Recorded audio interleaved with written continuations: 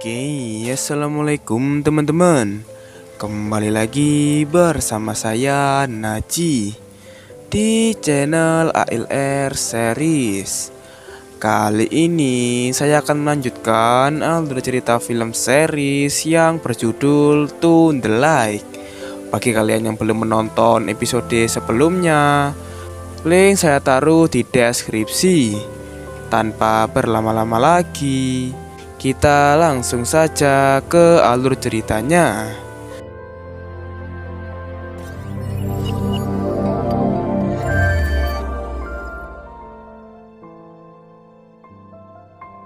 Season 1 episode 8. Awal episode memperlihatkan Sergei menghampiri Anya. Di situ Anya menanyakan apakah Sergei yang memberitahu tempat ini kepada Misa. Sergei menjawab iya. Lalu dia berasumsi bahwa mungkin saja Misa terpeleset ataupun jatuh. Namun Anya menyangkalnya bahwa Misa tidak pernah melakukan tindakan tanpa alasan. Dia selalu berpikir dengan matang. Menurutnya, Misa ingin ini terjadi. Dan dia dulu pernah berpikir untuk bunuh diri. Anya tahu dari history web Misa. Karena khawatir, dia memberi obat antidepresi tanpa sepengetahuannya di makanannya. Selama 3 tahun lebih, Anya terus melakukannya. Sebulan sebelum semua ini terjadi, dia berhenti memberikan itu ke Misa karena dia ingin beristirahat. Berganti topik pembicaraan, Anya menanyakan berapa lama mereka bersama kepada Sergei. Karena sesuatu terjadi padanya, tiba-tiba dia tak ingat apapun. Sergei pun lantas menenangkannya. Dan film Tune the Light season 1 episode 8 baru saja dimulai. Di ruang bawah tanah, terlihat Leonya yang sedang berusaha meminta air kepada nenek tua itu.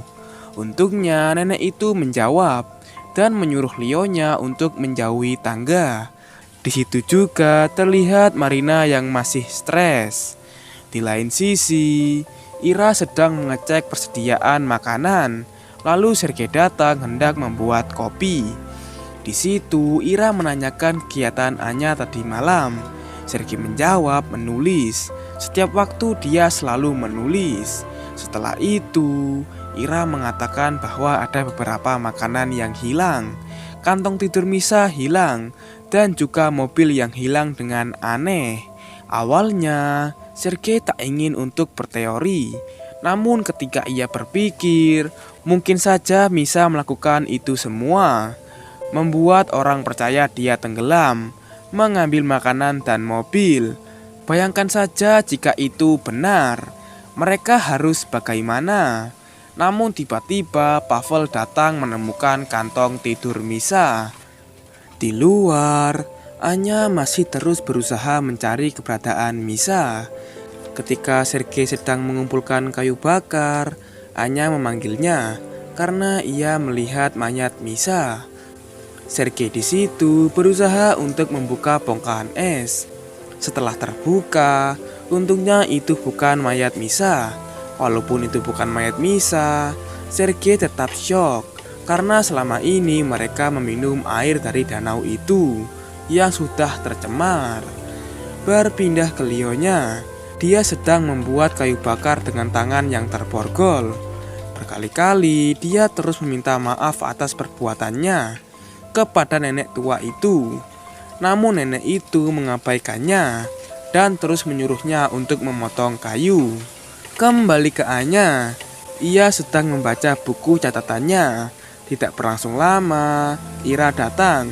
Anya di situ berkata ia lupa semua hal, bahkan masa lalu kecilnya dan wajah orang tuanya. Dia lupa. Ira saat itu bingung dengan Anya. Tapi ketika Anya mengatakan di mana Misa, Ira kaget. Lalu menenangkan Anya yang menangis karena tiba-tiba lupa semua hal. Scene berganti memperlihatkan kita sebuah mobil yang tidak asing. Benar saja, di dalam mobil itu terdapat Misa, hendak pergi ke tempat kecelakaan mobil Leonya. Ketika sudah sampai, dia langsung mencari-cari di sekitar mobil. Karena tidak ada tanda-tanda keberadaan Leonya, Misa nekat menelusuri jejak-jejak mereka ke dalam hutan. Di dalam rumah, nenek itu sedang berdandan layaknya seorang anak muda. Di bawah, mereka sedang makan dari hasil kerja keras Leonya tadi. Lagi dan lagi, Marina berperilaku yang membuat Polina menampar wajahnya. Tidak terasa, waktu sudah malam hari, dan Misa masih berusaha mencari keberadaan Leonya. Di bawah, nenek itu menyuruh Leonya naik, lalu menyuruhnya untuk menutup kembali pintunya. Setelah itu, dia menyuruh Leonya untuk berbaring di kasur. Leonya yang tidak bisa memberontak, terpaksa pasrah, kedua tangan dan kakinya diborgol. Di luar, Misa berhasil menemukan rumahnya, namun naasnya kakinya terkena jebakan. Kembali ke dalam, nenek itu terlihat hendak bercocok tanam dengan Leonya. Tidak hanya sekali, ternyata nenek itu sudah terbiasa melakukannya pada pria seperti Leonya. Di keadaan Misa, dia berhasil melepas jebakannya, namun jebakannya masih nyangkut di kakinya. Tanpa berpikir lama, dia pun langsung menembak rantai yang terhubung dengan jebakan itu. Karena mendengar suara tembakan, nenek itu lengah, yang langsung dimanfaatkan Leonya untuk mengembalikan keadaan.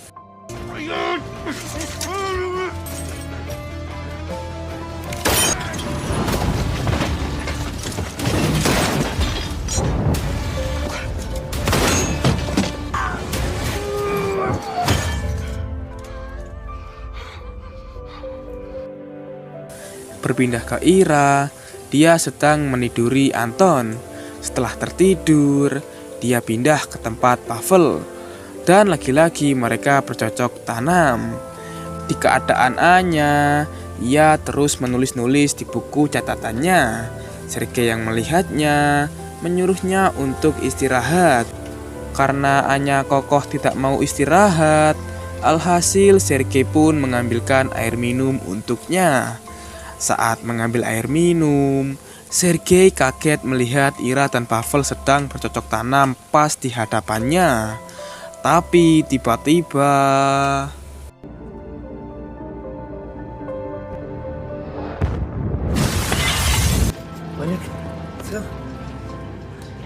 untungnya ledakan itu tidak melukai mereka. Di luar, terlihat Sergei dan Pavel hendak memeriksa sumber ledakan itu. Tanpa mereka sadari, ada salah satu orang yang selamat.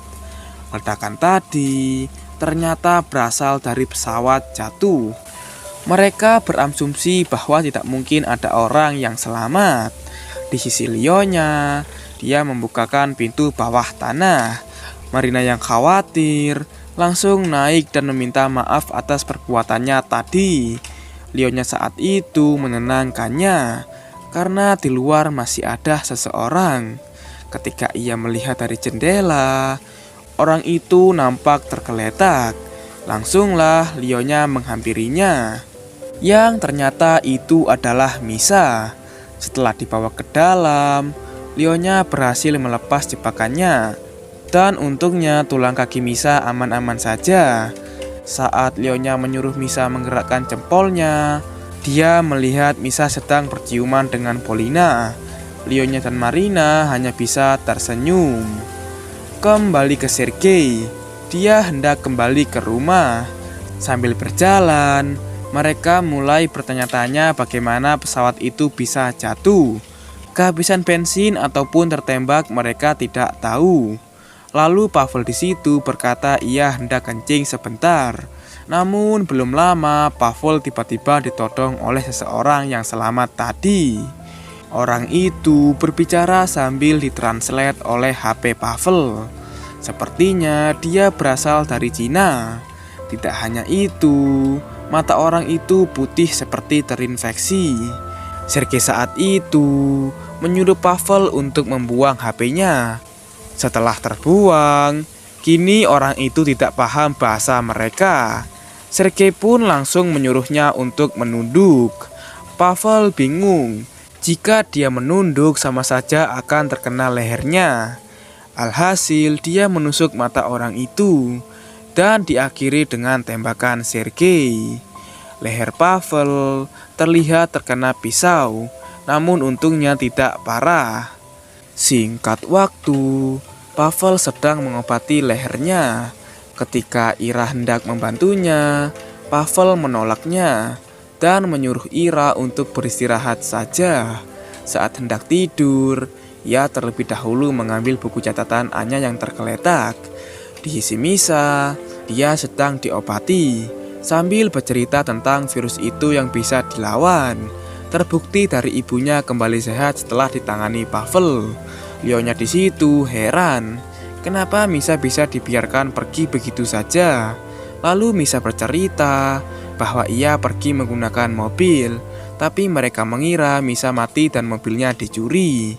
Lionya sempat tidak percaya, namun selang beberapa saat, dia percaya bahwa Misa cerdas, bisa merencanakan itu semua. Keesokan harinya, Ira terbangun dari tidurnya dan langsung mencari Anton yang tidak ada.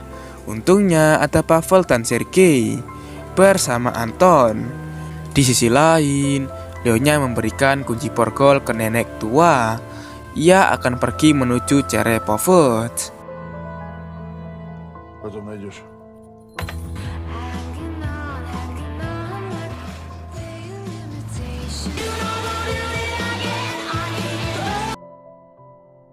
Kembali ke Sergei, terlihat Pavel yang hendak pergi. Sebelum pergi, dia berpamitan dengan Anton, lalu Ira. Ira berkata, kenapa Pavel meninggalkannya ketika dia mencintainya? Pavel menjawab dia masih tidak bisa menerima kejadian kemarin saat membunuh orang. Dia dokter yang seharusnya mengobati orang, malah sebaliknya membunuh orang. Ira berusaha untuk menyuruhnya tetap di sana bersamanya, tapi nampaknya Pavel sudah matang dengan keputusannya. Ira pun hanya bisa menangis. Saat dalam perjalanan, mobil Lionya tampak mogok. Setelah beberapa kali mencoba, akhirnya kembali bisa. Saat Polina menyuruh menyalakan mobilnya lagi, ternyata yang memperbaiki mesin mobilnya adalah seorang pendeta yang pernah menjadi montir mobil. Lionya di situ bertanya di mana dia berasal. Pendeta itu menunjuk ke gereja. Dia sudah di sana selama 30 tahun. Ketika pendeta itu hendak pergi, Marina menghampirinya, menanyakan apakah boleh menyalakan lilin untuk bayi yang belum sempat dibaptis. Pendeta berkata tidak bisa, namun ibunya bisa berdoa. Marina di situ meminta untuk diajarkan, tapi pendeta itu berkata doa bukan dari kepala, namun dari hati. Setelah itu ia pun pergi. Belum saja pergi jauh, Lionya mengejarnya, ingin menanyakan sesuatu. Scene kembali berpindah ke Ira yang sedang meratapi kesedihannya atas kepergian Pavel. Saat masuk ke rumah, di situ sudah ada Anya dan Sergei. Langsunglah Ira menanyakan dengan kesal apakah Sergei menyuruh Pavel pergi. Sergei berterus terang bahwa Pavel lah yang memutuskannya sendiri. Selain itu, Sergei juga berkata bahwa sekarang mereka harus berpikir normal, setidaknya untuk Anton. Namun Ira lagi-lagi membahas tentang perselingkuhan Anya bersama Sergei dengan bahasa yang akurat sesuai apa yang ada di buku catatan Anya. Anya hanya bisa berkata jikalau omongan Ira sesuai dengan apa yang ada di buku, maka itu semua benar. Tanpa mereka sadari, Anton menguping dari lantai atas. Sergei di situ berusaha menghentikan Ira, dan Anya hanya bisa merenung. Di sisi Lionya, mereka berdua memutuskan untuk menikah di gereja itu. Karena sebelumnya hubungan mereka mungkin tidak jelas. Misa yang melihatnya langsung menarik Polina untuk ikut menikah. Dan pada akhirnya mereka berempat menikah bersamaan.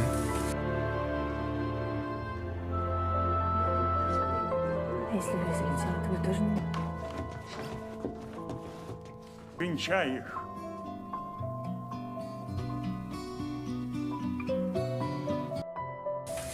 Dilihatkan Anya membakar buku catatannya yang telah ia tulis selama ini. Di luar, Sergei sedang mancing bersama Anton. Tapi Sergei samar-samar melihat adanya keberadaan seseorang. Saat kembali melihat, ternyata itu adalah Lionya dan lainnya.